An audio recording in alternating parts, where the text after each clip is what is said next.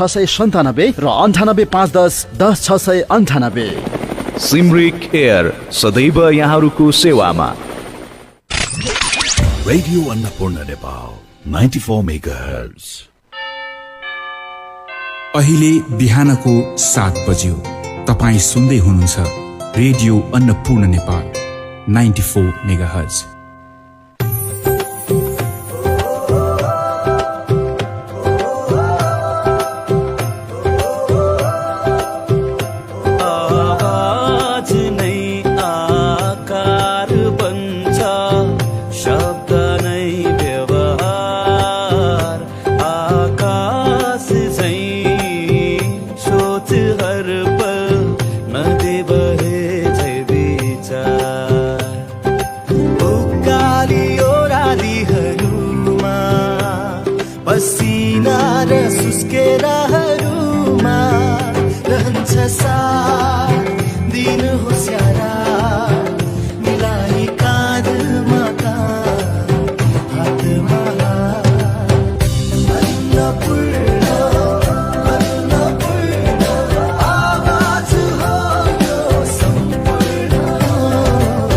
Radio Annapurna Nepal 94 megahertz. किताब माथिको लेखकीय र पाठकीय दृष्टिकोण समेटिएको कार्यक्रम किताब। श्रोताहरू नमस्कार। रेडियो अन्नपूर्ण नेपाल 94 मेगाहर्जको साप्ताहिक कार्यक्रम किताबमा यहाँलाई हार्दिक स्वागत छ। म प्रस्तुता सबिरमण सिलवालको तर्फबाट। श्रोता, सधैँ चाहिँ आज पनि म नेपाली साहित्यको नवीन कृति लेखकका साथ उपस्थित भइसकेको छु। कार्यक्रम किताबमा हामीले नेपाली भाषा, साहित्य, कला, संस्कृति लगायत विविध विधाका कृतिहरूका बारेमा लेखकीय तथा पाठकीय दृष्टिकोणलाई यहाँहरू समक्ष प्रस्तुत गर्ने गर्दछौं। श्रोता, तपाईँ रेडियो अन्नपूर्ण नेपाल 94 मेगाहर्जका सम्पूर्ण कार्यक्रम लगायत यो कार्यक्रम इन्टरनेटको माध्यमबाट www.radioannapurnepal.com लगइन गरेर संसारभरि सुन्न सक्नुहुनेछ। त्यसो त तपाईँ यो कार्यक्रम हाम्रो आधिकारिक फेसबुक पेजबाट पनि तपाईँ श्रवण गर्न सक्नुहुनेछ। श्रोता, आजको बसाइमा मैले पर्दाभित्र उपन्यास लिएर आएको छु। यो उपन्यासलाई गंगाप्रसाद भेटवालजीले लेख्नु भएको छ। यस कृतिका बारेमा कुराकानी गर्नको लागि उपन्यासकार गंगाप्रसाद भेटवालजी हामीसँग हुनुहुन्छ। यहाँलाई हार्दिक स्वागत गर्छु। धन्यवाद, नमस्कार। श्रोता, उहाँ स्रष्टा पदयात्रा नेपालको महासचिव हुनुहुन्छ। नेपालको डाँडा काँडा देश उहाँ धेरै घुमिसक्नु भएको छ र जहाँ जहाँ उहाँहरू घुम्नुहुन्छ त्यहाँको बारेमा लेखेर किताब पनि उहाँले निकालिसक्नु भएको छ।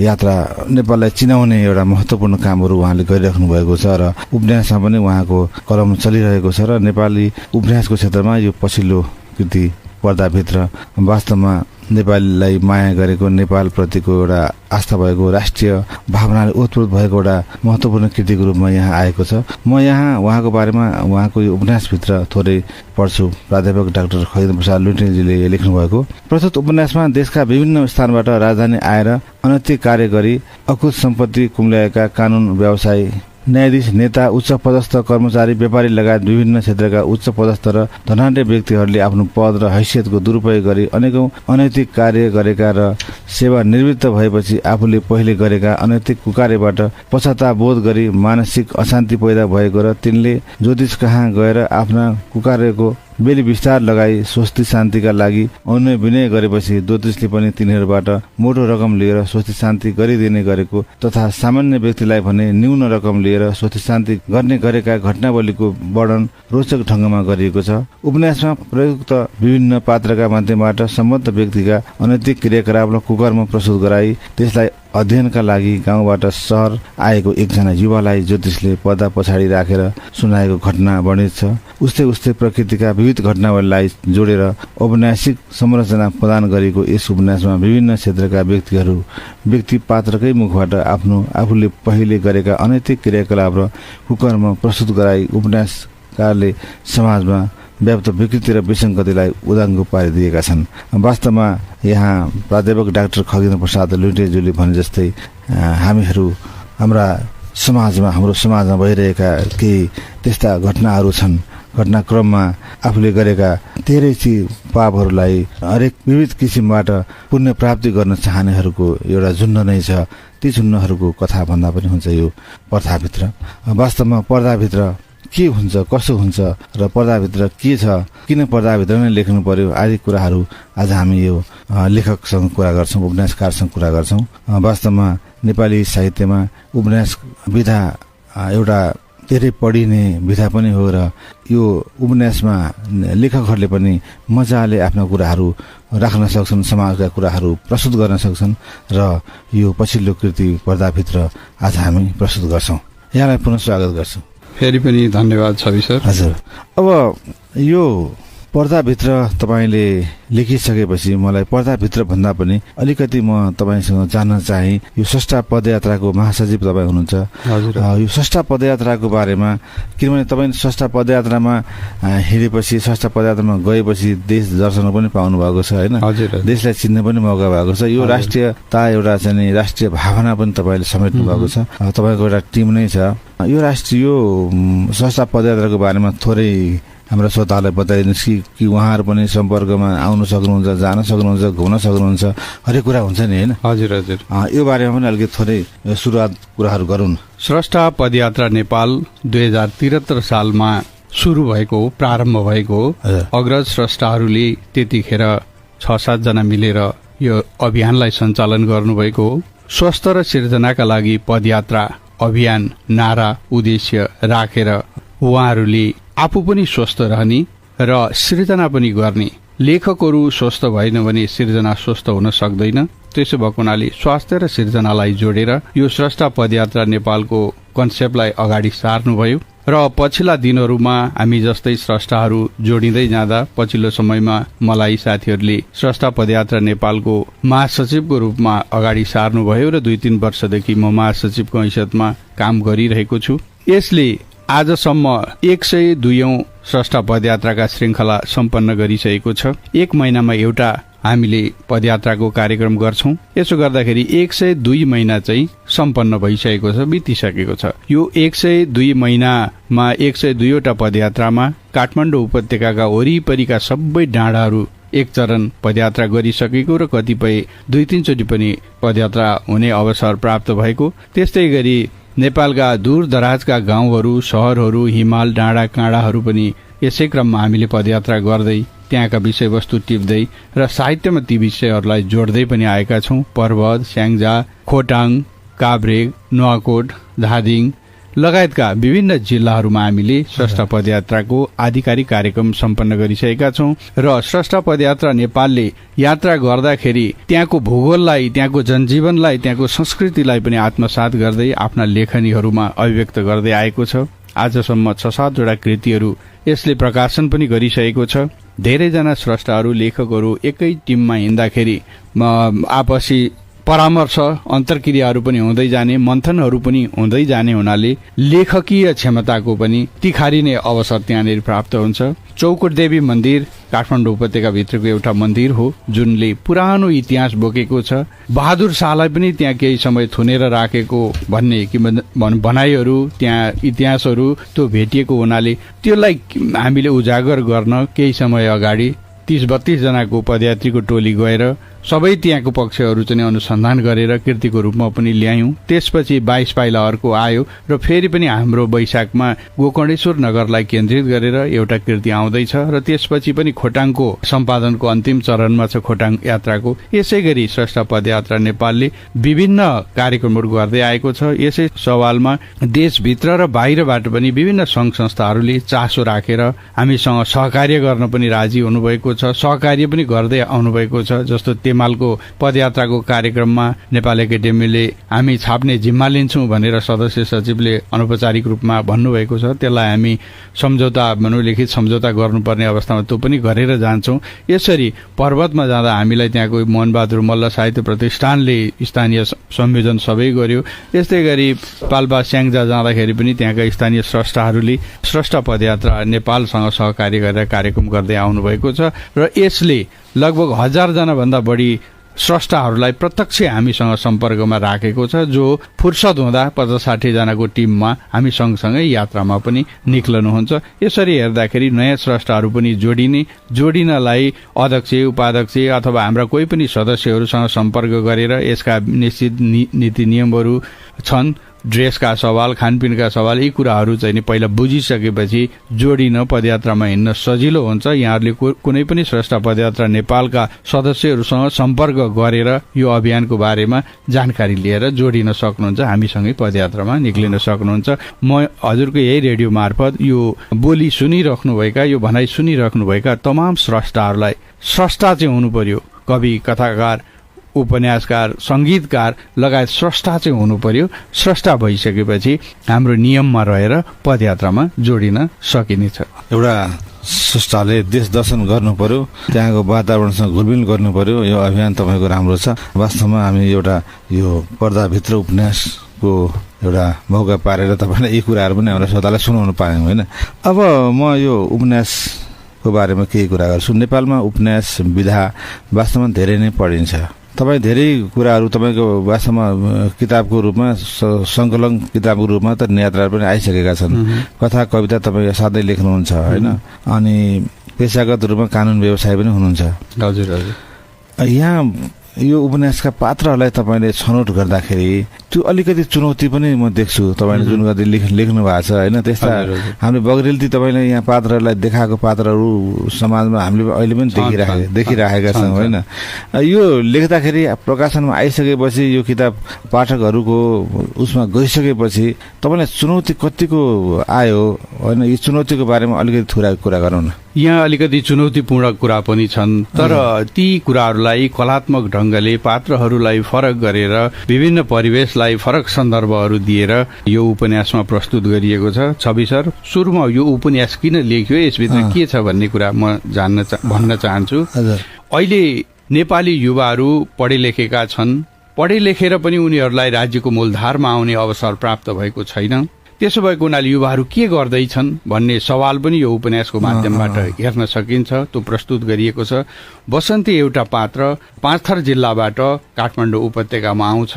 आइसकेपछि आम युवाहरू जसरी दुःख गरेर आउँछन्, 1-2 हजार अथवा सानोतिनो पैसो बोकेर एउटा सपना बोकेर काठमाडौँ आउँछन्, त्यस्तै गरी 12 कक्षा पढिसकेको एउटा युवा पाँचथरबाट काठमाडौँ आउँछ। यहाँ आइसकेपछि उसले पनि विभिन्न अन्डरहरू खाइसकेपछि एउटा ज्योतिषीको सहारा लिएर जो उसको मितबुबा हुन्छ त्यसको नाम लिएर ठेगाना लिएर खोज्दै खोज्दै आएको हुन्छ। उसको बारेमा केही बुवाले जानकारी दिएको हुनाले यहाँ आउँदाखेरि पनि अब अननोन भनौँ, अन्जान सहरमा आउँदाखेरि बाटैदेखि ऊ चाहिँ जिज्ञासु भनेर एउटा सुन्दर लावती पात्रलाई कल्पेर त्यस्तै गरी बाटोमा हिँड्दा अर्को सुन्दर लावती भेटेर सँगै यात्रा गरेर आउँदाखेरि विभिन्न काठमाडौँको बारेमा उसले जानकारी लिन्छ र त्यो सुन्दर लावतीले पनि त्यो युवालाई, एउटा अन्जान युवा काठमाडौँ आउँदै गरेको देखेर अन्तिममा 500 दिएर ऊ कलङ्कीबाट छुट्छ। यो भनेको आम युवाहरू विभिन्न जिल्लाहरूबाट, गाउँहरूबाट यसरी नै काठमाडौँ आउँछन् भन्ने कुराको एउटा नमुना यो उपन्यासको माध्यमबाट प्रस्तुत गरेको छ। उसले काठमाडौँमा आइसकेपछि अब कहाँ बस्ने, के गर्ने भन्ने समस्या भइरहँदा सुन्दरले नै के एउटा चाहिँ सङ्केत दिन्छ, तिमी पशुपतिमा गयौ भने त्यहाँ आश्रम छ, गौशालामा, त्यहाँ बस्न सक्छौ र पशुपतिभित्र विभिन्न पूजापाठका कार्यक्रमहरू हुन्छन्, खानालाई त्यहाँ नलजाई खायो भने त्यहाँ खान सकिने ठाउँहरू छ भन्ने कुरा देखाएको छ। यसमा के जोडिन्छ भने पशुपतिका काबा खानाले मर्दैनन् भन्ने एउटा उखान हाम्रो त्यहाँ मतलब भनेको त्यहाँ अब विभिन्न चाहिँ श्राद्ध कर्म तिथिदेखि लिएर विभिन्न कार्यक्रमहरू चलिरहेको हुनाले त्यहाँनिर नलजाई खाने हो भने आखिर प्रसादको रूपमा खाने हो, त्यहाँ खिर खुवाउनेदेखि लिएर विभिन्न खुवाउने कार्यक्रम भइरहेको भने खान सक्छौ भनेर उसले सङ्कटमा यसको भोग चाहिँ नि टरोस् भन्ने हिसाबले सुन्दरले त्यो आइडिया दिएर त्यहाँ गएको हुन्छ। र त्यस्तै किसिमको चाहिँ नि त्यहाँ पशुपतिमा ऊ जाँदा भेट्छ पनि। भेटिसकेपछि उसले सुन्दरले एउटा खनालको नम्बर दिएको हुन्छ। खनाल चाहिँ निकै चाहिँ यहाँ पात्र खनाल निकै जानकार भएको हुनाले खनाल को त्यो फोन नम्बर गरिसकेपछि उसको मितबुवा ज्योतिषीसँग त्यहाँ भेट हुन्छ र त्यो चाहिँ एउटा परिवेशको निर्माण हो। उपन्यासलाई 3 खण्डमा विभाजन गरेर तयार गरिएको छ। एउटा कथानकको उठान, बाहिरबाट पात्र काठमाडौँसम्म आउने अथवा मेन विषयमा स्टेजमा आउने सम्मको विषयलाई प्रारम्भिक कथाको उठान चरण छ। त्यसपछि चाहिँ नि ज्योतिषीको सम्म पुग्ने उसको त्यो स्टेजसम्मको निर्धारण गरिएको छ भने ज्योतिषीले चाहिँ यो सहर चाहिँ कुकर्मीहरू बसिरहेका छन्, जसको पावर छ उनीहरूले कुकर्म गरेका छन् र तिनीहरू पावरमा हुन्जेल दबाएर राखेका छन् र अन्तिममा जागिरबाट रिटायर भइसकेपछि आफू पावरबाट चाहिँ च्युत भइसकेपछि कसैले केही गर्न नसकेपछि कानुनबाट पनि उन्मुक्ति दिए पनि आत्मा चाहिँ जल्दो रहेछ। मन जलिरहेको अवस्थामा त्यो जलेको मनलाई पनि शान्त कहाँ पार्न सकिन्छ भनेर शान्तिको खोजीमा तिनीहरू ज्योतिषीकोमा जान्छन्। कोही वकिल जान्छन्, न्यायाधीश जान्छन्, व्यापारी जान्छन्, शिक्षक जान्छन्, प्रोफेसर जान्छन्, होइन, राजनीतिक पार्टीका कार्यकर्ताहरू जान्छन् र सबैले आफ्नो कुकर्म त्यहाँ व्यक्त गरेर ज्योतिषीको माध्यमबाट ग्रह शान्ति, स्वस्ति शान्ति गराएर मनको शान्तिको कामना गर्छन्। र ज्योतिषीले बसन्तेलाई मित छोरालाई चाहिँ नि अब पहिलाको विभिन्न सन्दर्भहरू चाहिँ नि सम्झेर मित छोरालाई चाहिँ कुलतबाट जोगाएर आफू कुलतमा लागे पनि ज्योतिषीको पर्दाफास चाहिँ अलि पछाडि हुन्छ। ऊ पनि लागु पदार्थको कारोबारी विभिन्न गैर कानुनी काममा संलग्न भएको हुन्छ। तर उसले आफूले कुकर्म गरे पनि मान्छेको हृदयभित्र चाहिँ एउटा मानवीय तत्त्व हुन्छ, त्यो तत्त्वलाई जागृत गरेर बसन्ते मित छोरालाई उसले जोगाएर पर्दाभित्र राखेर सबै घटना सुनाएर देशमा के हुँदैछ, अपराध कसरी हुँदैछ भनेर सबै जानकारी दिन्छ। पर्दाभित्र एउटा युवालाई राखेर अपराधीहरूको वर्णन सुनाएको यो उपन्यासको कथावस्तु छ। र बसन्ते पात्र जो मुख्य पात्र ह, त्यो पात्रले काम गर्ने ज्योतिषी सेन्टरमा, ज्योतिष केन्द्रमा, ज्योतिषीको मातहतमा, तर उसले कलेज पढ्ने कामलाई पनि निरन्तरता दिन्छ। 12 पढेर आएको बच्चा, युवा, किशोर यहाँ ब्याचलर पास गर्छ, संस्कृतिमा MA विषय पास गरिसक्छ, ऊ पूर्ण रूपमा तयार हुन्छ। तर उसले कुनै पनि काम गरेको स्थिति त्यहाँ छैन। ऊ तयार छ, शिक्षित छ, राज्यले उसलाई अवसर दिएको छैन, उसले पनि भेट्न सकेको छैन। ऊ जस्तै युवाहरू देशभरिबाट तयार भएर नेपालमा बसेका छन्, कुनै पनि बेला राज्यको मूलधारमा आउन सक्छन् भन्ने कुरा यो उपन्यासले संकेत गरिरहेको छ। त्यसै परिवेशमा जुम्लालाई काठमाडौँसँग जोडिएको छ। नेपाली भाषा, साहित्य, संस्कृति, नेपाली भाषाको स्रोत जुम्लाका विद्वान तुङ्गनाथ उपाध्यायले ज्योतिषी हरिनारायण भन्ने जुन ज्योतिषीको राम्रो कुरा मात्रै सुनेको हुनाले तिमीले राम्रो गरेको छौ, बनारस छोडेर आएर यहाँनेरि तिमीले चाहिँ नेपाली भाषा संस्कृतिको प्रचार गरेको छौ भनेर एउटा माला, फुल प्रसाद सहितको उपहार पनि पठाएको हुन्छ। तर ज्योतिषी आफै गलत काममा लागिरहेको हुनाले, लागु पदार्थदेखि विभिन्न चाहिँ भोगमा ऊ लिप्त भएको हुनाले उसले म यो होइन भनेर उसले त्यसलाई नछोइकन बसन्तीका निम्ति सुरक्षित राखिरहेको हुन्छ। तर आफ्ना छोराहरू चाहिँ विदेश पढ्न गएका र नफर्केका, अस्ट्रेलियामै बसेका, उतै विदेशमा बसेका, बेला बेला फोनमा गरेको सम्पर्क गरेको हुनाले बसन्तीलाई नि छोरो जस्तै गरेर ज्योतिष र ज्योतिषकी पत्नीले राखेका हुन्छन्। ज्योतिषको मितको चाहिँ फेरि बुढी मरेर 5 थरमै बसिरहेको हुनाले ऊ एक्लै सानो छोरा र उसँग उहाँ बसिरहेको हुन्छ। यो कृतिको, यो उपन्यासको मूलधार भनेको युवा पिँढीहरू अहिले सक्षम भएर बजारमा निक्लेको छ, तर उनीहरूले राज्यको मूलधारमा आउने प्रवेश गरिसकेका छैनन् भन्ने कुरा यहाँ प्रस्तुत गर्दै अन्तिममा जुम्लाका विद्वान तुङ्गनाथ उपाध्याय मार्फत जुन उपहार दिइसकेपछि, सन्देश दिइसकेपछि ज्योतिषीले बसन्तेलाई त्यो राख्छन्। बसन्तेले ज्योतिषीका केन्द्रमा बसिरहँदाखेरि एक दिन हरिनारायणलाई पनि पुलिसले समाउन आउँछ। उसले आदर्श मानिरहेको व्यक्ति, जसलाई उसले कहिल्यै शङ्का गरेको थिएन, आफ्नो संरक्षकलाई पुलिसले समाउन आउँदाखेरि ऊ आश्चर्यचकित हुन्छ। पुलिसले आफ्नो तर्फबाट अनुसन्धान गर्दा ज्योतिषीको सेन्टरबाट 5 किलो लागु पदार्थ भेटिन्छ, जुन 5 ग्राम 10 ग्राम पनि एकदमै वर्जित हुन्छ भने 5 किलो लागु पदार्थ ज्योतिष सेन्टरबाट भेटिनु भनेको एकदमै ठुलो जघन्य अपराध मानिन्छ कानुनको दृष्टिकोणबाट। र कानुनले दिने सजाय भनेको जन्मकैद हुन्छ। त्यतिसम्मको हुनेलाई यो ज्योतिषीले राम्रोसँग बुझेको हुनाले ऊ पुलिसको फन्दामा परिसकेपछि अब म यहाँबाट निक्लिने ठाउँ छैन, मेरो कुकर्म, मेरो चाहिँ अपराध जघन्य प्रकृतिको भएको हुनाले म आजन्म कैदमा बस्नुभन्दा त्यहाँ मर्छु भनेर उसले आफ्नै सर्टको चाहिँ फुकालेर पासो लगाएर टोयलेटमा गएर मर्छ। ऊ अपराध उसको चाहिँ अरूको उसले ग्रह शान्ति गरेको थियो भने ऊ चाहिँ जेलमै, पुलिसको कस्टडीमै भनौँ न, त्यो हिरासतमै ऊ मर्छ। र मरिसकेपछि ज्योतिषकै श्रीमतीले चाहिँ सुरुदेखि नै उसलाई ज्योतिषलाई यस्तो काममा नलागाए भनिरहेको हुन्छ। तर अब उसले जो छुटाउन त सकेको हुँदैन आफ्ना श्रीमानलाई। मरिसकेपछि खासै पिर नराखिकन यही बसन्तीले मलाई पाले हुन्थ्यो भन्ने आशय राखेको हुन्छ। ज्योतिषीले पनि मर्दा मर्दै आफ्नो अपराध चाहिँ कबुल गरेर तिम्रो बाबालाई 5 थरबाट ल्याएर यतापट्टि मेरो श्रीमतीसँग बिहा गराइदिनु र यो घरमा सबै तिमीहरू मिलेर बस्नु भनेर एउटा चाहिँ नि सुन्दाखेरि चाहिँ अलिकति नहुने जस्तो, तर यस्ता अहिलेका जनजीवनमा हुन थालेका घटनाहरू त्यहाँनिर उसले जोडेर त्यो परिवेश ज्योतिषीले नै त्यस्तो गर्नु भनेर छोडेको पनि हुन्छ।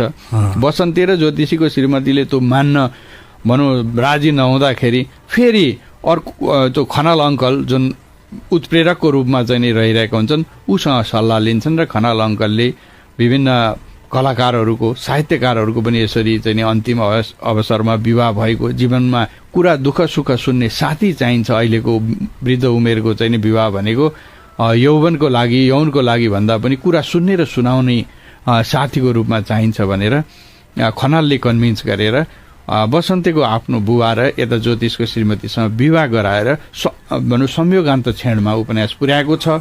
तर अहिले झट्ट सुन्दाखेरि अलि अव्यवहारिक जस्तो भए पनि अबको समाजमा ती किसिमका घटनाहरू घट्न थालेका छन् र बसन्तीको मार्फत अन्तिममा के भनिएको छ भने हामी नेपाली युवाहरू एकदम शिक्षित बन्यौँ, सक्षम बन्यौँ, तर हामीलाई राज्यको मूलधारमा आउने बाटो दिएको छैन। नेपालमा हामी कुनै पनि बेला उठेर राज्य सत्तालाई कब्जा गर्छौँ भन्ने कुरा उपन्यासमा व्यक्त गरिएको छ।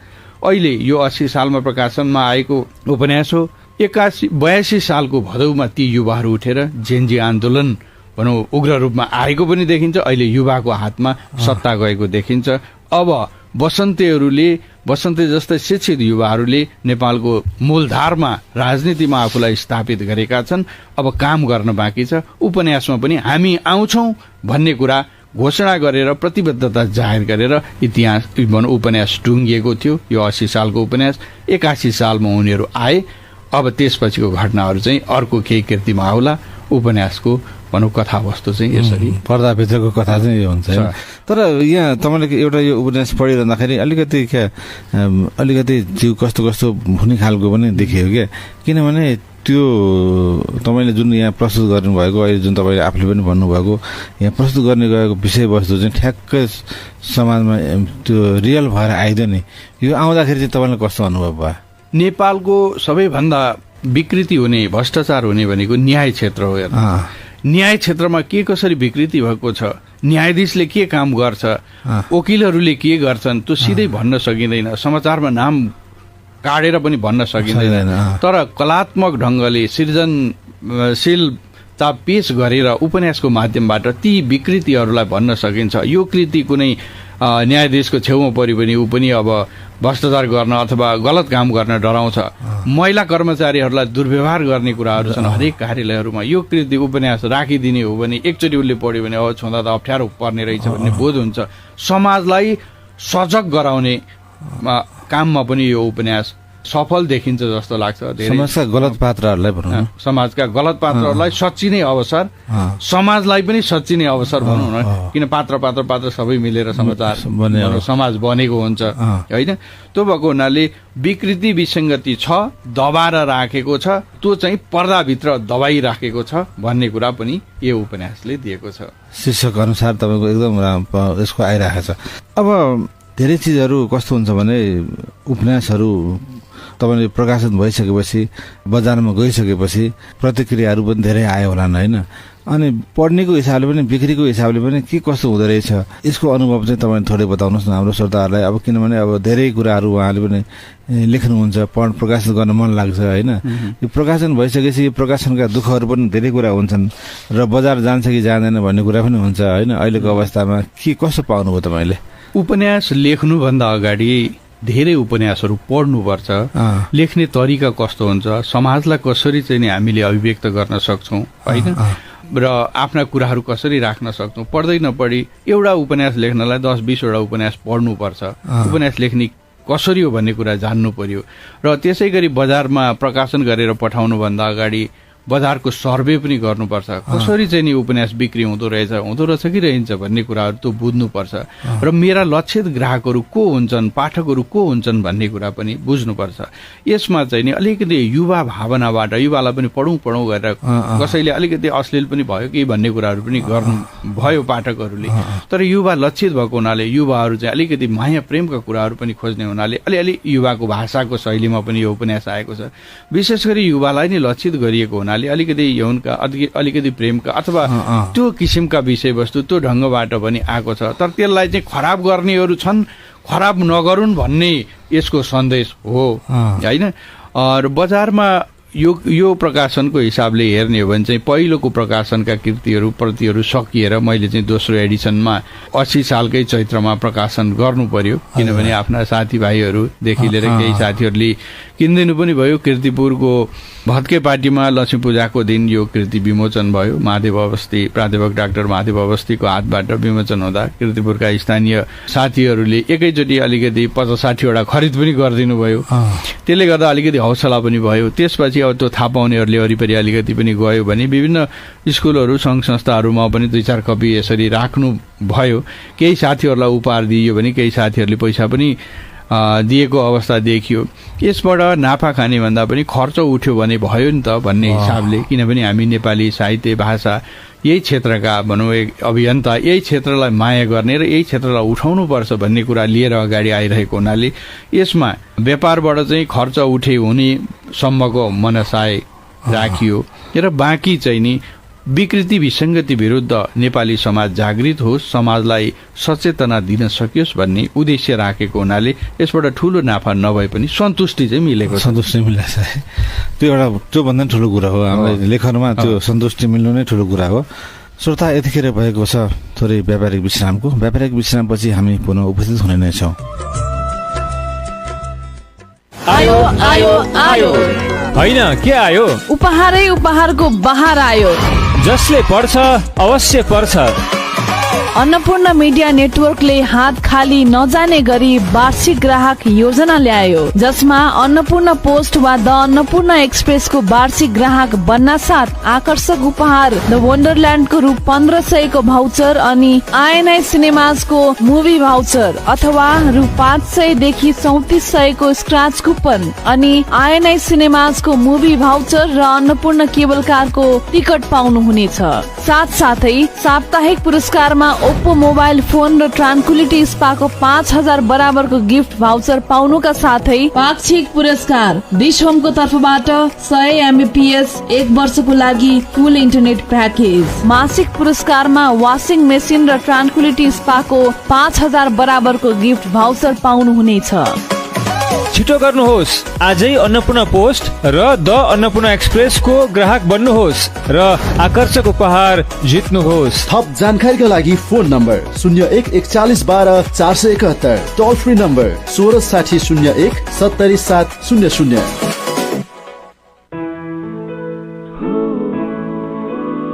विश्वास छ बाबाकै काखसरी आमाकै काखसरी, भरोसा छ गहिरो गहिरो सम्बन्ध नै सरी। जसरी उदाउँछ आकाशमा सूर्य हरेक दिन, जसरी बग्छ खोला अविरल रही हरेक छिन। युनाइटेड अजोर इन्सुरेन्सको भरोसा त्यस्तै छ अब छिन। युनाइटेड अजोर इन्सुरेन्सको भरोसा छ अटुट विश्वासका लागि। ठुक्क साथ व्यापार व्यवसाय गर्न, आर्थिक जोखिम कम गर्न विश्वास हामीलाई गर्नुहोस्। United Ajod insurance, united by trust. अब सुन्नुहोस् श्री स्टिल्स रेडियो कथा तेस्रो तथा अन्तिम भाग। शर्माजीको घरलाई भूकम्पले हल्लाइरहेको हुन्छ। झ्याल बाहिर धुलोले ढाक्छ, बत्ती फोन सबको लाइन काटिन्छ। सब धेरै डराएका हुन्छन्, तर एकछिनमा भूकम्प रोकिन्छ। शर्माजीले श्री FE 550D ले बनाएको घरलाई फेरि केही भएको हुँदैन। अनि त्यसपछि शर्माजीको परिवारको जिन्दगी ढुक्कले चल्न थाल्छ। अनि वर्षौं पछि फेरि एक दिन ठुलो भूकम्प आउँछ। श्री FE 550D सर्वोत्कृष्ट भूकम्प प्रतिरोधक स्टिल। हवा यात्रामा विश्वासिलो र छिटो छरितो सेवा सिमरिक एयर। जोखिमपूर्ण तथा आपतकालीन उद्धार सिमरिक एयर। धार्मिक तथा पर्यटकीय स्थलको सहज भ्रमण, सिमरिक एयर, सुरक्षित एवं सुलभ सामग्री ढुवानी तथा दुर्घटनाका सक्त घाइते तथा दुर्गम क्षेत्रका सिकिस्त बिरामीलाई छिटो अस्पताल पुर्याउन सिमरिक एयर। निरन्तर हवाई सेवामा प्रतिबद्ध सिमरिक एयर। सधैँ सम्झिनुहोस् सिमरिक एयर प्राली। हटलाइन नम्बर 9851010695, 9851010696, 9851010697 र 9851010698। सिमरिक एयर सदैव यहाँहरूको सेवामा। Isn't it amazing when the internet just works? For binge watcher to binge shoppers, for the dancing shoes to midnight truce, speed the juice. For the weird poses and funny noses, baking spaces to messy faces. We are Subisu Internet. Subisu, gig fiber, exceeding expectation.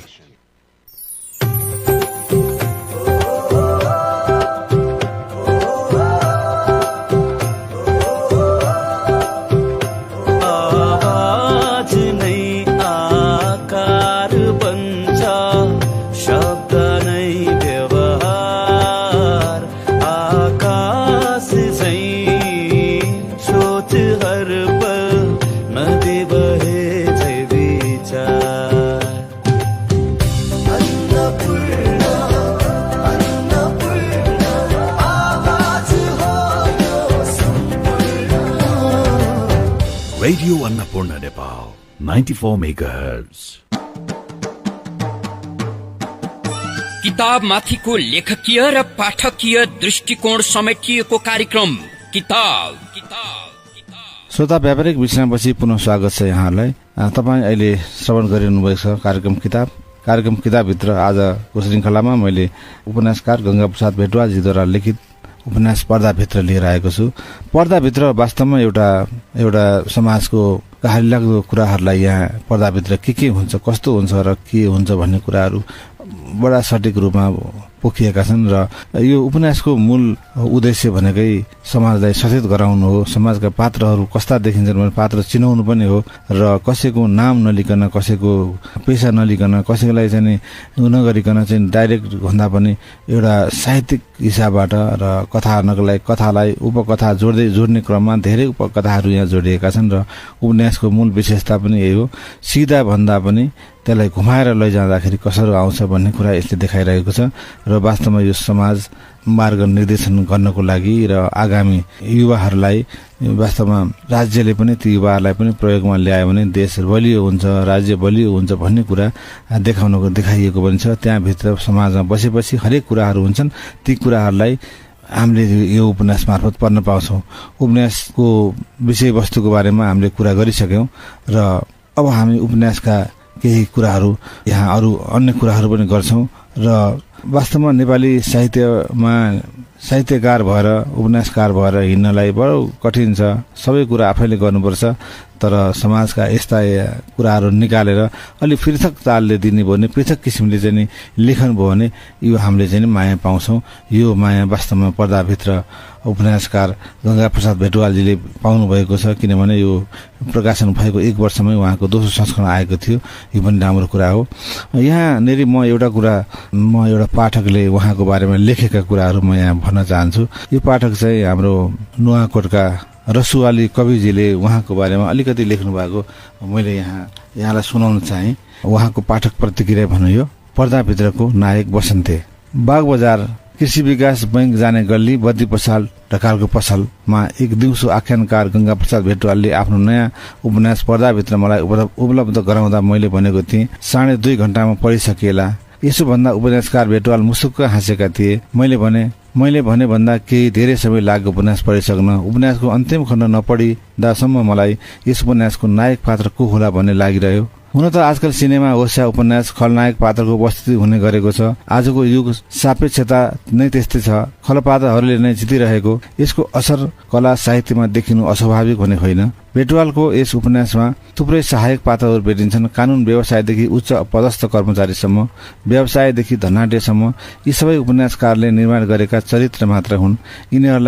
यिनीहरूमा नायकत्व छैन। उपन्यासकारबाट नै यिनीहरूलाई खलपात्र बनाइदिएका छन्। पुरी पहाडको कुनै दुर्गम पहाडबाट काठमाडौँ शहरसम्म आइपुगेको बसन्त उर्फ बसन्ते यस उपन्यासको मुख्य साक्षी पात्र अर्थात् मुख्य पात्रको रूपमा देखिन्छ।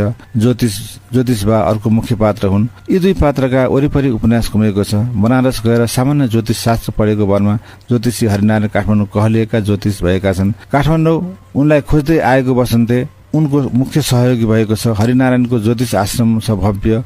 उक्त ज्योतिष आश्रममा देखिने जो कोही पात्र छन् ती जीवनमा अनैतिक, चरित्रहीन र मानवता विरोधी कृत्यका कारण पशुत्वले गलेकाहरू छन्। उनीहरू ज्योतिषले गर्ने धार्मिक उपचारका कारण जीवनमा शान्ति पाइन्छ भन्ने हरिनारायणको आश्रम धाइरहेका हुन्छन्। हरिनारायण पनि मौकामा चौका हान्दै महँगो शुल्क लिएर सेवाग्राहीलाई सेवा दिइरहेका हुन्छन्। उनले बोल्ने 2वटा शब्द उपन्यासमा बारम्बार प्रयोग भएको छ, 1.5 लाख पैसा र सोमबार। हरिनारायणले गर्ने यो गोप्य डिल वसन्तले गोप्य कोठा मार्फत सुन्छ। उपन्यासकारले यही कुरालाई उपन्यासमा ल्याएका छन्। कसरी भए हरिनारायण खलपात्र भनेर चाहिँ उपन्यास नै पढ्नुपर्ने हुन्छ। ज्योतिष शास्त्र एक प्राचीन शास्त्र मानिन्छ। यो शास्त्र बुझ्न गहिरो ज्ञान र साधना आवश्यक हुन्छ। तर हरिनारायण जस्ता पात्र भने छिपछिपे ज्ञानको भरमा ज्योतिषी कहलाएका छन्। उपन्यासकारले यो चरित्रलाई बेग्लै ढङ्गले उठान गरेका छन्। समकालीन समयमा मानिसहरू आइरहेका बदलाव र नैतिकहीनतालाई उपन्यासले बाहिर ल्याएको छ। समालोचक बद्री ढकाल लेख्छन्, न्यून वर्गीय चरित्र वा पात्रले कर्म र नियतबाट प्राप्त गरेको धन सम्पत्ति असल वा सत्कर्मबाट आर्जित भएन भने त्यसले दुःखको अवस्थाको सिर्जना गरिदिन्छ भन्दै सत्कर्मबाट मात्रै धन कमाउनु उपन्यासले आह्वान गरेको छ। ढकाल पर्दाभित्र उपन्यासभित्र च्याउँदा पृष्ठ 6मा उहाँले लेख्नु भएको छ। ढकालले भने चाहिँ उपन्यास पर्दाभित्र असल काम गर्ने सबैलाई प्रेरित गर्छ। जम्मा 188 पेजमा यो यति मिठो उपन्यास लेख्ने बेटवालजी बधाई र आगामी यात्राको शुभकामना छ। छवि सर, यहाँले रसवाली कविको भनाइलाई उद्धृत गर्नुभयो। धन्यवाद रसवाली कविलाई पनि। उहाँले 2 घण्टामा सकिन्छ भन्नुभए पनि मैले आफै पनि यो उपन्यासलाई ननस्टप पढेर हेर्दाखेरि 4 घण्टामा चाहिँ मैले सकेँ। यस्तै गरी वरिष्ठ कानून व्यवसायी राजु बस्नेतले यो उपन्यास किनेरै लग्नु भएको थियो। उहाँले 3 बजे किनेर लग्नुभयो, 8 बजे मलाई फोन गर्नुभयो पहिलो विमोचनको दिन। मैले पढिसकेर तपाईँलाई फोन गरेको, बहुत राम्रो रहेछ भनेर। उहाँले 30 वर्ष जति भयो थियो मैले उपन्यास नपढेको, मैले 30 वर्षपछि यो उपन्यास पढेँ, शुभकामना छ भन्नुभयो वरिष्ठ कानून व्यवसायी राजु बस्नेत, जो मेरो छिमेकी किर्तिपुरमा हुनुहुन्छ।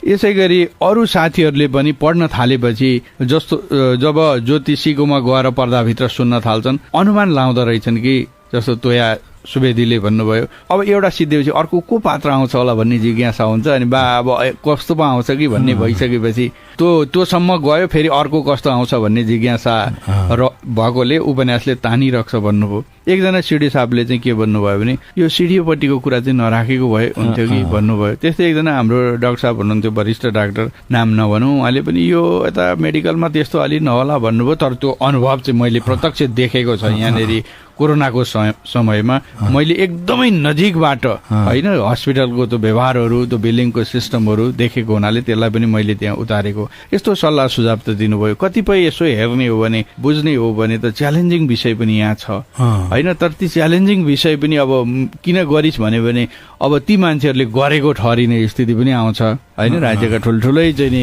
विषयवस्तु पनि यहाँ उठाएको हुनाले। तर अहिलेसम्म त्यस्तो ठुलो चुनौती चाहिँ आएको छैन। तर समाजमा भएका पर्दाभित्र घटेका दबाइएका कुराहरूलाई चाहिँ सिलसिलाबद्ध ढङ्गले यहाँ राखिएको छ। धेरै युवाहरूले चाहिँ पढिसकेर प्रतिक्रिया दिनुभएको छ। अलि पाका भनौँ व्यक्तिहरूले चाहिँ यस्तो पनि हुन्छ है भन्नुभएको छ। तर हुने कुरामा चाहिँ सबै सहमत हुनुभएको छ। एकजना प्रोफेसर म्याम हुनुहुन्थ्यो, लेडी म्याम, यहाँ पाटनतिर पढाउनु हुने, उहाँ इकोनोमिक्सको प्रोफेसर, यो त रियल घटना हो भन्नुभएको छ। यो अलिअलि काल्पनिकताले रङ्गाएको यथार्थ घटनामा आधारित उपन्यास हो। अब युवाहरूलाई चाहिँ नि हाम्रो देशमा वास्तवमा युवाहरू नै छैनन् भन्दा पनि हुन्छ अहिले त होइन। जसको पढेपछि के गर्ने, +2 गरेपछि विदेश जाने सपनै त्यही छ क्या।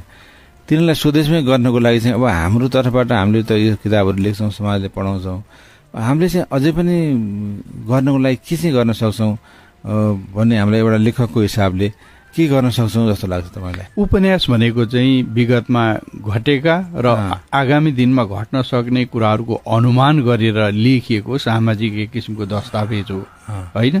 त्यो भएको हुनाले यसमा चाहिँ युवाहरूको जे अहिलेको स्थिति थियो 80 सालसम्म युवाहरू शिक्षित भएका छन्, विदेश गएका गइहाले, नभएका पनि अब कोही गेमसेम खेलेर कोही यस्तै अब आफ्नै तरिकाले गिटार सितार बजाएर बसिरहेका। तर राज्य के हो, हाम्रो चाहिँ के भूमिका हुन्छ भन्ने कुरामा उनीहरू दाबी गर्न आएको अवस्था थिएन। तर मुलुक चाहिँ चरम विकृति, चरम भ्रष्टाचारमा चाहिँ लिप्त भइसकेको थियो। तर बसन्ते जस्ता सचेत युवाहरू जो चाहिँ नि शिक्षित छन्, कुलतमा लागेका छैनन्, रेगुलर चाहिँ एउटा साधना गरेर आएका छन्, विकृतिले भरिएको समाजबाट पनि बसन्ते जस्ता युवाहरू स्वच्छ ढङ्गले युवा भनौँ आफूलाई युवामा रूपान्तरण गरेर होइन शिक्षा पूर्ण रूपले लिएर परिपक्व भए पनि राजनीतिमा नआएको हुनाले अब हामी कुनै पनि बेला आउँछौँ भन्ने कुरा त्यहाँ व्यक्त गरेको छ। अब त्यो जेएनजी आन्दोलनभन्दा अगाडि त्यस्तै थियो नेपाली युवाहरूको अवस्था। अब आए राजनीतिमा आएका छन्। यस पछाडि मेरो अर्को उपन्यास तयारी हुँदैछ, सायद यो 83 सालमा त्यो उपन्यास आउँछ। त्यसलाई चाहिँ नि मैले अलिकति समाजलाई रूपान्तरण गर्ने गरी योभन्दा अझ हिटेर ती विषयवस्तु जनमानसमा छुने गरी भनौँ समाजलाई केन्द्रमा राखेर चाहिँ गरेको छ। युवाले अस्ट्रेलियाबाट फर्केर एउटा युवाले यहाँ व्यवसाय गरिरहेको छ। ऊ छोटो समयमा पनि उचाइमा पुग्दै गरेको अवस्था छ। अहिले अब धेरै कुरा त्यतापट्टि नभनौँ, 83 सालमा आउने उपन्यासमा त्यो कुरालाई आउँछ। यो एक चरणको भयो भने यसकै दोस्रो खण्ड जस्तो गरेर पात्र, परिवेश, घटनाहरू त फरक हुन्छन्, तर युवाहरू चाहिँ व्यवसायमा अब स्थापित भएका कुराहरू त्यो उपन्यास मार्फत आउँदै पनि छ सबै सर। हजुर। अनि अर्को कुरा चाहिँ के भने यो कथामा यो पर्दाभित्र तपाईँले उपकथा जोड्ने चाहिँ एकदम सठिक जोड्नु भएको छ कि यस पछाडि अर्को पछाडि अर्को पछाडि अर्को, यसलाई चाहिँ कसरी तपाईँले बुनोट गर्नुभयो कि बडा चाहिँ यो उपन्यासको एउटा मूल कुरा नै त्यही हो, मूल खम्बा नै उपकथा हो। हामीले कुनै पनि काम गर्दाखेरि पहिला चाहिँ त्यसको बारेमा एउटा परिकल्पना गर्नुपर्छ। म के गर्छु, कहाँ जान्छु, एक किसिमले भन्यो भने टिचर हुने हो भने लेसन प्लान भने जस्तो आज दिनभरि म के गर्छु, बिहान 7 बजे रेडियोमा जान्छु, 8 बजे सिद्धिन्छ, 9 बजे अब चिया खान्छु, 10 बजे यहाँ जान्छु भने ठ्याक्क भयो भने दिनभरि वालमा लिँदैन। तर काहीँ केही छैन भने चाहिँ कता जाने होला, अब जसले जे भन्छ त्यतैपट्टि लाग्छ, त्यसको प्रगति हुँदैन। एउटा सेड्युल, एउटा तालिकामा चल्यो भने सजिलो हुन्छ। कृति लेख्दाखेरि पनि हामीले एउटा अगाडिको विषय सूची जस्तो बनायौँ भने विषय सूची अनुसार सुई अगाडि बढ्यो भने सजिलो पनि हुन्छ। पाठकलाई पनि एउटा खण्ड पढिसकेपछि, एक भाग पढिसकेपछि अब अर्कोमा को आउँछ, अब के होला त भन्ने त्यो तानिराख्छ। तानेन भने कृतिको चाहिँ नि मर्म रहँदैन। पाठकलाई अब त्यो त्यत्तिकै छोड्यो भने तरिका मैले त्यसपछि के हुन्थ्यो भने पढ्न पाइनँ, पढ्नु पर्यो भन्ने भावना जागृत गर्नु चाहिँ यो सिलसिलाबद्ध बुनोटको अर्थ त्यसरी आउँछ। मैले पनि त्यही ढङ्गले समाजलाई एउटै एङ्गलबाट, एउटै आँखाबाट सबै पक्ष नदेखिने भएको हुनाले खण्ड खण्ड गरेर एउटा चाहिँ नि कानुन व्यवसायको क्षेत्रको, एउटा व्यापारको क्षेत्रको, एउटा प्रोफेसरको क्षेत्रको। अब अहिले चाहिँ नि एमए एमफिल विद्यावारिधि गरिरहँदाखेरि प्रोफेसरहरूले विद्यार्थीहरूमाथि कतिसम्म शोषण गरेको हुन्छ। अब 3 वर्षको कोर्सलाई 10 वर्ष लाग्छ। एकजना साथीले त 20 वर्षमा पनि नसकेको उदाहरणहरू अहिले देखिरहेको छ। चर्चित पत्रकारै हुनुहुन्छ उहाँ, अहिले त्यो सिद्ध्याउने अभियानमा पनि हुनुहुन्छ। अझ महिला विद्यार्थीहरू भयो भने केसम्म गर्छन्, यो पनि सत्यतामा आधारित सत्य घटना नै हो। तर अब कसको जीवनमा घट्यो भन्दा जसले घटाउनु भएको छ उहाँलाई त त्यो बोध हुन्छ होइन, महिलाहरू पीडित छन्, त्यस्तो नहोस् है। अब यही उपन्यास पढ्नुभयो भने पनि त्यस्ता प्रोफेसरहरूको बिचमा हैट मैले त यो अपराध पो गर्दै रहेछु भन्ने कुरा चाहिँ नि मनमा लागोस् र त्यो घटना नघटोस् भन्ने हिसाबले पनि त्यो पनि उजागर गरेको। यसरी सबै क्षेत्रलाई गर्दाखेरि विषयवस्तु पनि धेरैतिरबाट आयो। कथा र उपन्यासमा फरक पनि यही हुन्छ। कथा एउटा झ्याल हो जसले त्यो झ्यालबाट देखिने सानो समाज देखिन्छ। उपन्यास चाहिँ 55 झ्याले दरबार जस्तो भयो। झ्याल धेरै हुन्छ र धेरै समाजहरू देखिन्छ।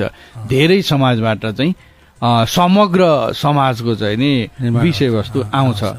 र उपन्यासमा पूर्ण साहित्य हुन पनि एउटा समाज सुरुदेखि अन्तिमसम्म एउटा निश्चित समाजलाई नै त्यहाँनिर व्यक्त गर्न सकिने भएको हुनाले उपन्यास चाहिँ पूर्ण साहित्यको रूपमा आउने भयो। कवितामा एउटा भावना आउँछ, एउटा सानो विषयलाई ठक्क बेजोड ढङ्गले च्वास्स छुइन्छ, तर त्यसले पूर्णता पाउन सक्दैन, एकचोटि हिर्काउने काम मात्रै गर्छ। कथाले सानो दृश्य देखाउँछ भने उपन्यासले चाहिँ एउटा समाजको एउटा निश्चित समयको चाहिँ नि प्रतिबिम्ब त्यहाँ झल्काउने हुनाले पूर्ण साहित्य चाहिँ उपन्यास र महाकाव्य पनि त्यस्तै नै हो। छन्दमा लेखिने भयो, काव्यमा लेखिने भयो। उपन्यासले त्यसरी पूर्ण समाज देखाउने हुँदा लेख्नेलाई पनि मजा आउँछ, पाठकलाई पनि अब थाहा हुन्छ समाज कस्तो रहेछ भनेर।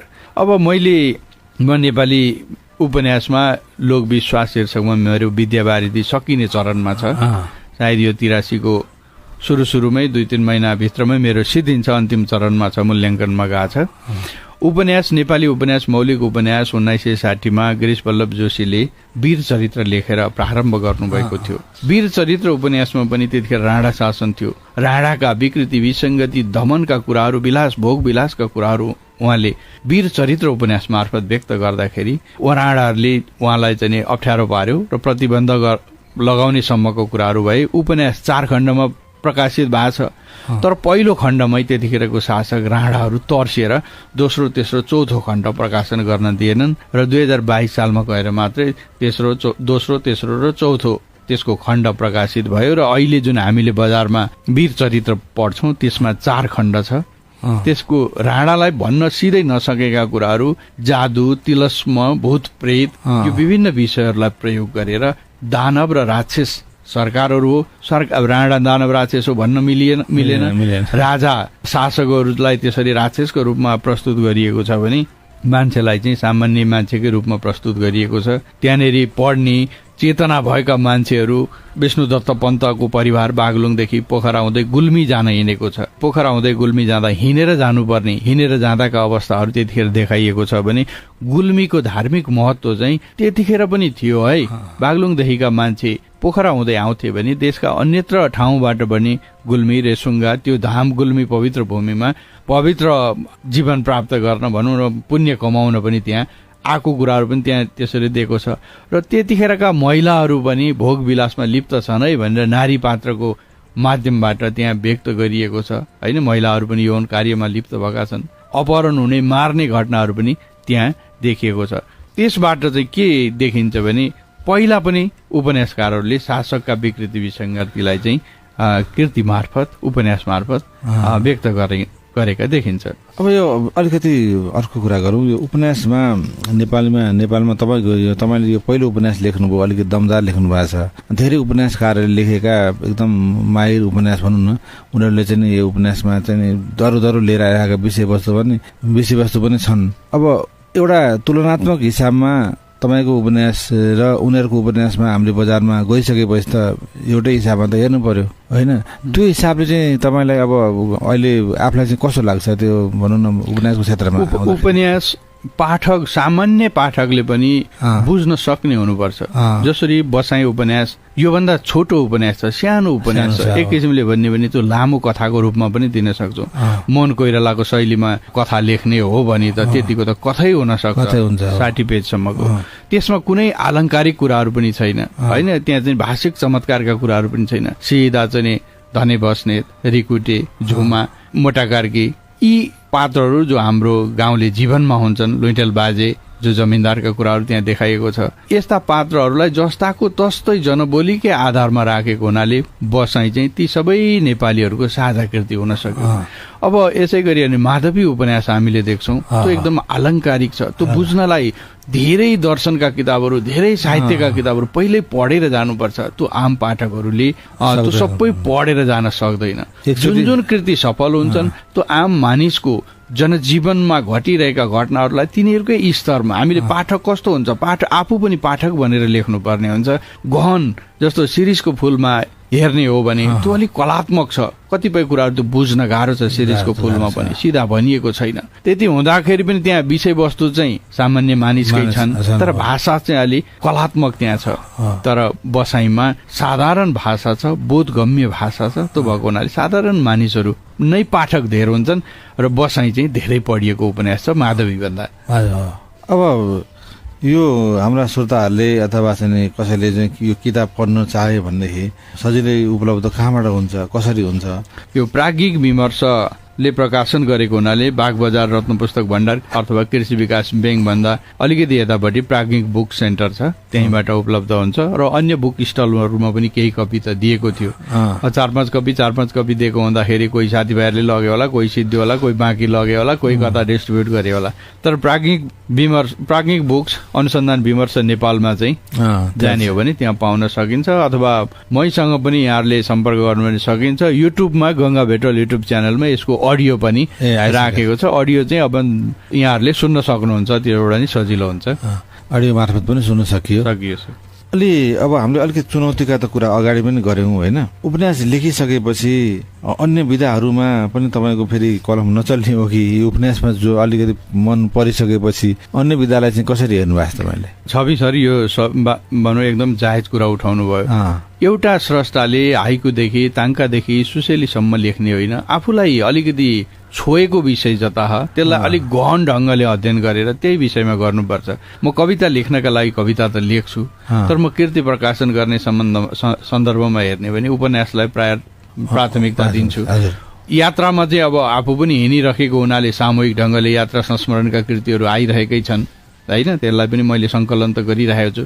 तर मेरो मेन फोकस भनेको चाहिँ उपन्यास विधामा रहन्छ। मैले उपन्यास विधामै विद्यावारिधि गर्दै गरेको हुनाले म उपन्यास अहिले जो समकालीन पाठकहरू छन् तिनीहरूभन्दा मलाई लाग्छ सबैभन्दा बढी उपन्यास पढेकोमा म पनि पढ्छु, किनकि मैले यो विद्यावारिधि गर्ने क्रममा 300-400 त उपन्यास पढेँ। ती 300-400 उपन्यासहरू मध्ये अहिले फेरि मान्छेले नपढी पनि गफ गर भन्छन् कि भनेर मैले अडियोलाई पनि रेकर्ड गर्दा 52 उपन्यास चाहिँ मैले अडियोमा सहित रेकर्ड गरेको छु। त्यसलाई प्रमाणको रूपमा पनि मैले युट्युबमा सुरक्षित चाहिँ राखेको छु। अहिले अब सामाजिक सञ्जालको जमाना र त्यो अभिलेखहरू त्यो रेकर्डहरू राख्न पनि मिल्ने त्यहाँ प्लेटफर्म भएको हुनाले ती उपन्यासका अडियोहरू त्यहाँ पनि राखेको छु। जुन बसाई उपन्यास 1.5 घण्टामा मैले पढेको छु भने बखत बहादुर थापाको जङ्गे देशान उपन्यासहरू 8-9 घण्टा लागेको छ। लीलबहादुर छेत्री सरसँग मेरो उपन्यास पढिसकेपछि मैले राखिसकेपछि कुरा पनि भएको थियो। उहाँले खगेन शर्माले लेखेको एउटा कृति म तपाईँलाई दिन्छु, गुवाहाटी आउनुहोस्, दिसपुरमा मेरो घरमा पनि भन्नुभएको थियो। तर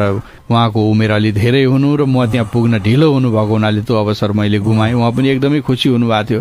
उहाँले मैले पनि पढेर राखेको थियो, तर मेरो बुढो बोली अलिकति यस्तै छ, टुक्रा टुक्रामा राखेको छु भन्नुभएको थियो। एकदमै खुसी पनि हुनुभयो। यो विभिन्न उपन्यासहरू मैले पढेका उपन्यासहरूमध्ये 52वटा अब एउटा मैले रेकर्ड गरिसकेको तर राख्न नभ्याएको बल्दै मजगैयाको उपन्यास पनि छ। त्यो चाहिँ 53वटा हुन्छ, त्यो पनि मैले फिनिसिङ गरेर राखेँ भने उहाँ पनि नेपाली साहित्यमा राम्रो लेख्ने उपन्यासकारको रूपमा मैले पाएँ। उहाँका 2टा उपन्यास मैले पढेँ, एउटा चाहिँ मैले रेकर्ड पनि गरेको छु। सायद अब यो केही समयपछि त्यो पनि म त्यहाँ राख्न सक्छु। यसो गर्दाखेरि उपन्यास चाहिँ मैले पढेका मध्ये केही चाहिँ अरूले पनि सुन्न सक्ने अवस्थामा मैले राखेको छु। तपाईँले यो उपन्यासमा विद्यावारिधि गर्दै गर्दाखेरि ती कुराहरू पनि यहाँ देखिन्छ कि उपन्यासमा यसको कथानक वस्तु, यसको उठाउने कला र धेरै कुराले तपाईँको यो उपन्यासलाई चाहिँ राम्रो बनाएको छ भन्ने मलाई पनि लाग्छ। र हाम्रो श्रोताहरूले अझै पनि यो कार्यक्रम सुनेर किताबहरूलाई अलिकति माया गर्नुहुन्छ भन्ने मलाई पनि लाग्छ। अब समग्र साहित्यमा तपाईँ एउटा उपन्यासकार मात्र नभएर नेपाली साहित्यमा केही गरौँ भनेर लागिरहेको पनि मान्छे हो होइन। यो साहित्यको यो हामीले एउटा चाहिँ नेपाली साहित्यको लागि हाम्रो भूमिका त छँदैछ, अझै पनि हामीले गर्नुपर्न सक्ने अथवा युवालाई अझै यसो गर्दा पनि हुन्छ भन्ने कुराहरू केही दिन सक्नुहुन्छ, के दिनुहुन्छ? छवि सर, यो राम्रो प्रश्न फेरि पनि उठाउनु भयो। हजुर, नेपाली साहित्यको बजार साँगुरो भइसकेको छ। हाम्रा युवाहरू नेपाली भन्दा अंग्रेजी, हिन्दी, अन्य भाषाहरूमा चाहिँ आकर्षित हुँदै गएको अवस्था छ। यसबाट के पनि देखिन्छ भने नेपाली पाठकहरू अथवा नेपाली युवा, नेपाली भनौँ मान्छेहरूलाई पनि अंग्रेजी, हिन्दीमा हाम्रा नेपाली साहित्यहरू अनुवाद गरेर पुर्याउन सकियो भने यी विषयवस्तुहरू अझ धेरै मान्छेको बीचमा, पाठकको बीचमा पुग्छन्। मलाई त यस्तो लाग्छ नेपाली उपन्यासहरू 20-30वटा चाहिँ अंग्रेजीमा अनुवाद गरेर यी विदेश जाने भाइहरू जो +2 सकेर पढ्न गइरहेका छन् सबैको हातमा 5-5 कपी पठाइदिने हो भने संसारका सबै युनिभर्सिटीहरूमा प्रत्यक्ष अप्रत्यक्ष रूपमा पुग्थ्यो। उनीहरूले, उहाँका विद्यार्थीहरूले पनि पढिसकेपछि त्यहाँ पनि रिसर्च अथवा शोधको कामहरू यी हाम्रा कृतिहरूमा पनि हुन सक्थ्यो। केम्ब्रिजमा पढ्ने विद्यार्थीहरूले नेपाली उपन्यासमा पात्र विधानमाथि इङ्ग्लिसमा भयो भने त थेसिस लेख्न सक्छन्, नेपाली उपन्यासमा भएका सवालटनमा चाहिँ थेसिस लेख्न सक्छन् र अरू विद्यार्थीहरूलाई पनि त्यसले प्रभाव पार्न सक्छ। नेपाली समाज पनि संसारभरि पुग्न सक्छ र नेपालीहरूको पहिचान पनि स्थापित गर्न सक्छ। नेपालका साहित्यिक सङ्घ संस्थाहरूले चाहिँ अनुवादको माध्यमबाट पनि अब नेपाली विषयवस्तु नेपाली समाजलाई विश्वभरि पुर्याउनु पर्ने आवश्यकता छ। म चाहिँ त्यस्तो पदमा पुगे भने त्यो काम म गर्छु पनि। पक्कै पनि त्यति चाहिँ गर्छु भन्ने आँट छ है, त्यो चाहिँ आँट छ। र मेरो पनि यो उपन्यास हिन्दीमा अनुवाद भइरहेको छ, त्यो पनि वैशाख जेठसम्ममा, जेठतिर प्रकाशनमा आउँछ। अर्को कुरा पनि तपाईँलाई सोध्नु मन लाग्यो, यो नेपाली अब राजनीतिलाई अथवा यो सरकारलाई अलि साहित्यलाई हेर्ने दृष्टिकोण अलिकति कमजोर छ आँखा उनीहरूको, होइन? उनीहरूलाई चाहिँ के भन्न चाहनुहुन्छ? सरकारमा बस्नेहरूले नेपाल केन्द्रित योजनाहरू ल्याएका छैनन्। विदेशीहरूले यसो गर भनेको भरमा नेपाली नीति बनाउने भन्दा पनि त्यही गर्ने खोज्दा खोज्दै उनीहरूको समय सिद्धिन्छ। फेरि अर्को विदेशको चाहिँ नि संयन्त्र एक्टिभ हुन्छ र फेरि नेपाली राजनीति गर्नेहरूलाई त्योपट्टि ढाल्छ, होइन? नेपाली दृष्टिकोण चाहिँ नेपाली राजनीति गर्नेहरूले अगाडि सार्न सकेनन्। उनीहरूमा यतापट्टिको चेत नहुनु यो दुर्भाग्य हो। अब मुलुक चुनावको सङ्घारमा छ, मतदाता न्यायाधीश बनेर अगाडि आउनु भएको छ। मतदाताहरूले नै अलिकति पढे लेखेको जुझारु शिक्षित नेतृत्वलाई चयन गर्न सक्नुभयो भने चाहिँ नेपाली साहित्य पनि व्यवस्थित र परिमार्जित भएर अगाडि आउँछ जस्तो लाग्छ। त्यतिखेर चाहिँ नेपाली साहित्यको पनि मूल्य होला, त्यो आशा गरौँ। विधागत रूपमा यहाँलाई लेखनको लागि विधागत रूपमा अब भन्नुपर्दाखेरि नियात्राले अथवा उपन्यासले एकदम आफूलाई मन परेको कुरा, तपाईँको पहिलो किताब नै उपन्यास आयो, होइन? धेरै मान्छेहरू कविता निकाल्छन्, मैले कविता लेखेर गजल लेखेँ भन्छन्, होइन? तर विधागत रूपमा तपाईँलाई चाहिँ नि राम्रो लागेको कुरा र मलाई चाहिँ अब यसरी यो विधामा चाहिँ म अलिकति राम्रो पनि छ, पाठकलाई यो विधासँग लानुपर्छ भने चाहिँ तपाईँलाई के लाग्छ? म त उपन्यासकै लागि जन्मेको जस्तो लाग्न थालिसक्यो अब चाहिँ मलाई, होइन? किनकि अब मैले अर्को उपन्यास, अरू 2टा उपन्यासको मैले ड्राफ्ट गरिसकेको छ। त्यो 83मा एउटा चाहिँ निक्लिन्छ भने एउटा अर्को पनि ड्राफ्ट भइसकेको छ। म विधामा अल्मलिन्न। र नियात्रा चाहिँ के हुन्छ भने अरू कल्पनामा आधारित हुन्छ भने नियात्रा चाहिँ बढी यथार्थमा आधारित हुन्छ, किनकि त्यो ठाउँमा पुगिसकेपछि निश्चित मान्छेहरूसँग भेटघाट हुन्छ, निश्चित ठाउँहरूको बारेमा जानकारी लिन्छ, त्यहाँको संस्कार संस्कृति चाहिँ प्रत्यक्ष देखेर भोगेर टिपोट गरिन्छ। त्यो भएको हुनाले नियात्रा यात्रा संस्मरण चाहिँ यथार्थपरक साहित्य हुन्छ भने त्योदेखि बाहेक सबै विधाहरू अथवा साहित्यहरू चाहिँ अलिकति कल्पनाले रङ्गाएको काल्पनिकता अनुमानको आधारमा हुन्छ। ती अनुमान गरिरहँदा पनि धरातल चाहिँ कुन टेक्ने, यसबाट चाहिँ नि पाठकलाई के दिने भन्ने कुरा सोच्दाखेरि कुनै मनोवैज्ञानिक हुन्छ, कुनै यथार्थवादी हुन्छ, कुनै परिवर्तनकामी हुन्छ, कुनै प्रगतिशील हुन्छ, होइन? यो चाहिँ लेखकले के सम्प्रेषण गर्न खोजेको त्यसमा आधारित भएर एउटा दृष्टिकोण, एउटा सिद्धान्त, एउटा बाटोमा टेकेर चाहिँ अगाडि बढ्छ। श्रोता, आजको बसाइमा हामीले गंगाप्रसाद भेटवालजीद्वारा लिखित पर्दाभित्र उपन्यासका बारेमा चर्चा गर्यौं। समय र संवादको लागि गंगाप्रसाद भेटवालजीलाई धेरै धेरै धन्यवाद। अर्को साता यही समयमा नयाँ लेखक, पुस्तक तथा समीक्षाका साथ उपस्थित हुने नै छु। तपाईँको दिन शुभ रहोस्। अहिले भने प्राविधिक मित्र विभुर अधिकारीजीलाई धन्यवाद भन्दै म पनि बिदा चाहन्छु। हस्त, नमस्ते, शुभ दिन।